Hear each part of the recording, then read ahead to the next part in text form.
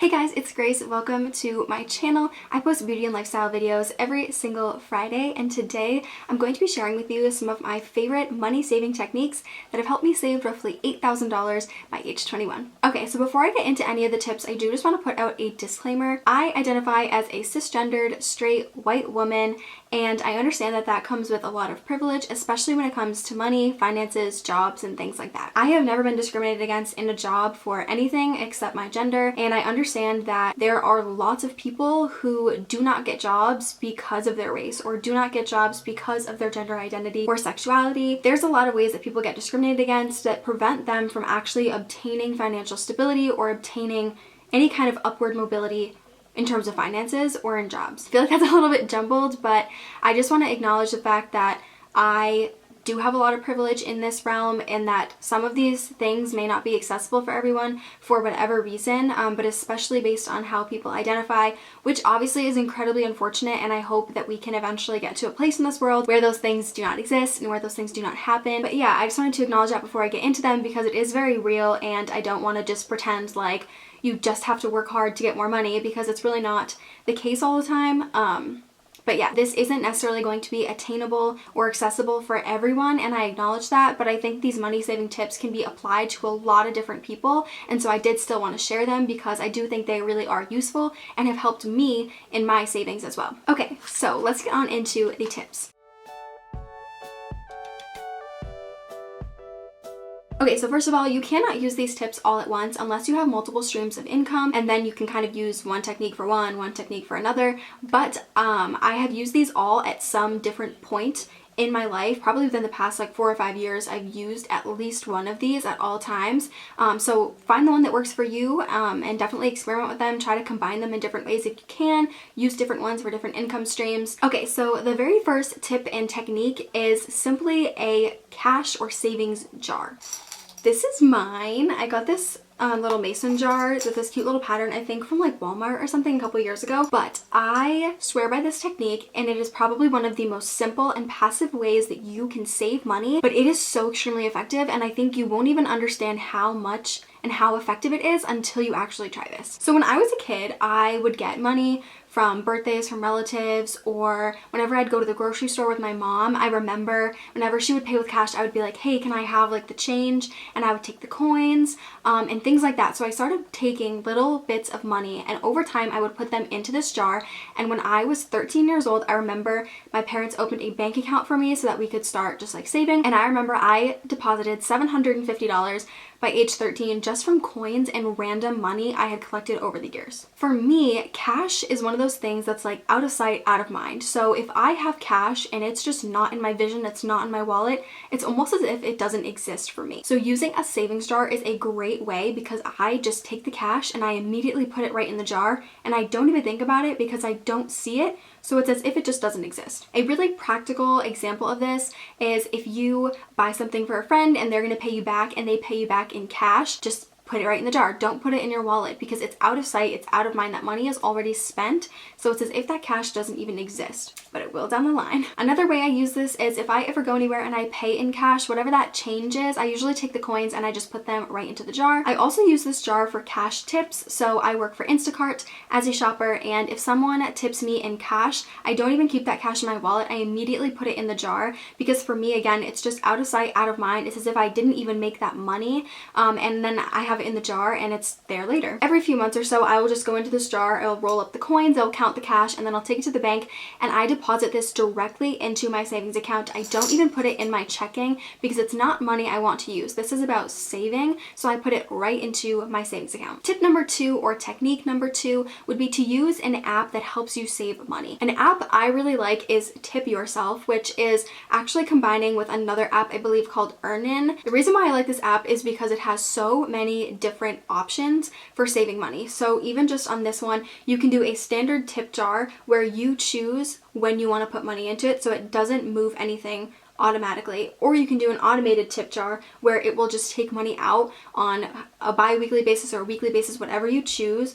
You can also do a payday tip jar, which automatically adds money to your tip jar on every payday. So if you get paid every other Thursday, you can say every time I get paid, I want this app to automatically take out money, which means that if you know money is coming in, for example, if you know you're getting $500 on that Thursday and you want the app to withdraw 100, you're not going to go into negative. Sometimes people have automated apps and it won't know, like, I don't know, it kind of will make the mistake of taking more money out than you have in your bank account. But if you set it up to be on a payday, then you always know you're not going to go into the negative. I don't know if that makes sense. They also have a savings challenge where it kind of helps you save like $1,300 a year. So it kind of tells you when to put money in. They also have a hidden tip jar, which allows you to just hide a jar and let that balance kind of rack up so you can't see it. So almost like an account, again, that's out of sight, out of mind. I really like this because I used it as a standard tip jar. So if I got paid for something, or I don't know, if I got extra money or something in my account, I could just kind of send it over to there.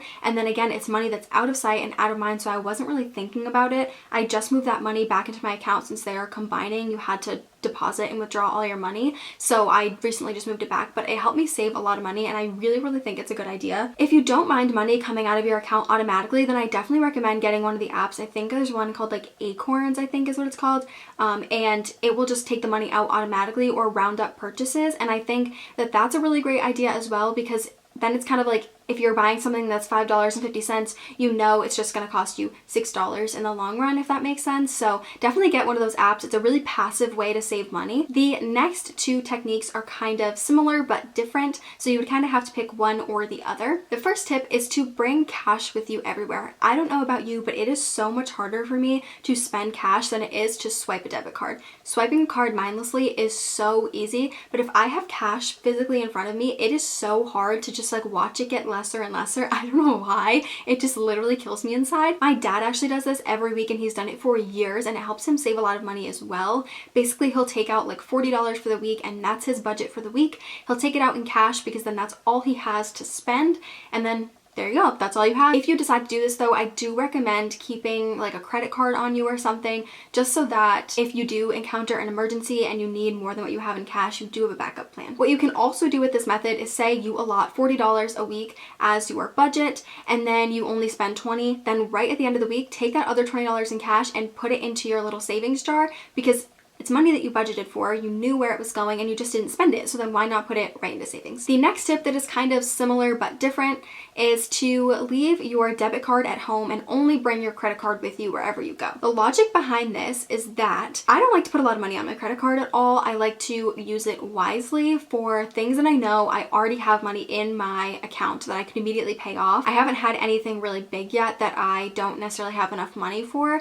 Like I have had minimal expenses, and I've really tried to budget and plan accordingly for bigger purchases. But I find it hard to use my credit card, and I try not to use it. So if you don't have your debit card on you, then you're less likely to actually use your credit card. But then again, if you do have an emergency, you still have it as your backup and you can use it. It's very easy to just swipe your debit card knowing that you have some money on there for small purchases, and it very quickly adds up. But I find it harder to use my credit card, so this definitely helps me not spend as much money because it doesn't feel as accessible to me. This might not work for everybody. This is probably just a thing that I find. I just don't like using my credit card and I struggle with it. So if you are the same way, then definitely try this out because you will save money and you will not want to swipe your card. The next technique is something that is fairly common, but it's called the envelope method. I actually just learned about this method like a little while ago, but I have used it a little bit when I was at school, and it helped me budget out my money for the month, which I found really helpful. Being in college, I feel like there's a lot of different things that kind of come up, like you want to go out with your friends or you want to order food, but it's important to kind of budget that out and really pay attention to how much you're spending, because you can very quickly spend a lot of money on food when you're in college. Basically how it works is you just take plain old envelopes and say you would label this one like food,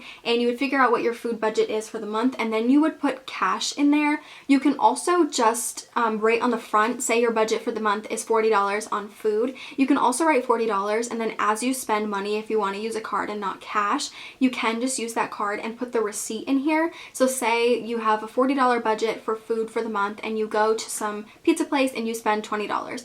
Then you would write 40, you'd write minus 20, and write that you have a remaining balance of $20. Put your receipt inside, and now you know exactly where you spent that money and how much you have left. So then when you go to spend money again, you can remember, I have $20 left in my food budget for the month. Basically, you can do this with a bunch of other things. So if you want to make sure that you budget out money for family outings or to go out to dinner or babysitting or whatever it may be, you can budget those out in those envelopes. A lot of people do this with cash. I didn't like to do it with cash when I was at school just because I don't like leaving a bunch of cash just like sitting out in my room, because we do have like room inspections and residents come in my room and just people are always in and out, so I just didn't like having all my cash out. But I did do this with a card and put my receipts in, and it's super effective because it really helps you stick to a budget if you're more of a person that likes things physically in front of you. I find digital budgets and things online to be a little bit confusing to me, and they just seem to be too complex and they just really overwhelm me. So I find this to be a much easier way to create a budget and actually stick to it. This also goes along with the fact that cash can be harder to spend if you are attached to it and you don't want to see it get lesser and lesser. So sometimes you'll see that you have a $50 budget for food, you've only spent $30, and then you kind of think, do I really want to spend $20 more on food, or would I rather this money go into savings? And it helps you make those choices if cash is hard to get rid of for you. The next savings method isn't something that is going to completely work for everyone, and I think it really depends on what you get paid and how often you get paid. This technique is basically about saving your hundreds and using your tens. So basically what that means is if you had a check that was for $250, you would transfer $200 of that money into some kind of savings account, and $50 would be what you have to spend.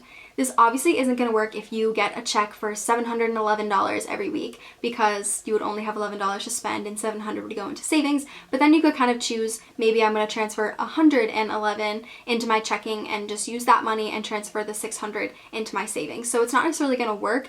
But if you are someone that, say, works at a restaurant and you make tips and you make $56 in tips one night, you can save $50 and use the $6 or whatever it may be. But if you are someone that does get paid in a way that this works, it's a great way to save big chunks of money and get that money just out of sight, out of mind. Obviously, you have to make sure that whatever it is in tens is going to help you and is going to keep you kind of going, and make sure that you are staying financially stable and supporting yourself in whatever ways you need to. You can also do this exact same savings method, but in reverse. So you can spend your hundreds and save your tens. So if you know I have rent to pay, you can save those hundreds because it's likely going to be a bigger purchase, and then take that, if you make $256, take that $56 and put that into your savings. It's a great way to just take a little bit of money each week and just slowly move it over to your savings, and it will add up so fast, I promise. Another money saving technique is more of just a thought process and is more about the spending aspect rather than the saving. I always think whenever I buy something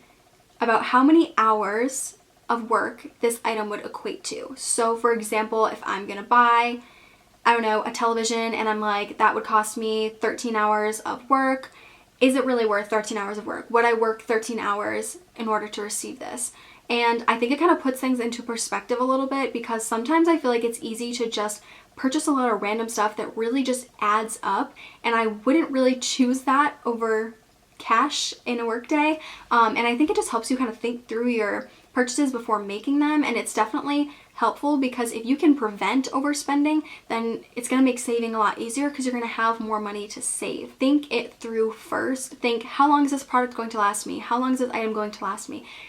Do I really need it? What value does it bring to my life? How does it make me feel? Does this item bring me joy? Does it make me happy? What is the purpose of it, and is it worth those hours working? So just kind of using that thought process also helps you prevent overspending. Like I said, it will definitely help your saving if you can prevent that overspending. The last technique that has helped me save a lot more money over the years is getting a second job or getting a side hustle. I find Instacart to be a really great side hustle because it's not something that you have to do a certain number of hours a week. You don't have to do it on certain days. You can really create your schedule, and there's lots of room for growth in this. You can make more and more money the more places you go, the longer you work, how good you are at the job, just all of those different things, what stores you shop at. And I have an entire video on working for Instacart, but working for Instacart has really helped me save a lot of money over the past couple months during the pandemic. That said, the pandemic really has helped me realize what is important and has helped me enhance my money saving skills quite a bit. It's made me just think, like, what is really important? What do I really need? Do I really need that before I purchase it? And so on. So those are all of my money saving tips that I have used in the past few years that have really helped me save money over the years. I hope some of these were helpful to you all, and thank you for watching. Make sure to give this video a thumbs up if you enjoyed it. Leave any comments down below if you have any questions or techniques you want to share with anyone else, and of course make sure to subscribe, and I'll see you next Friday. Bye!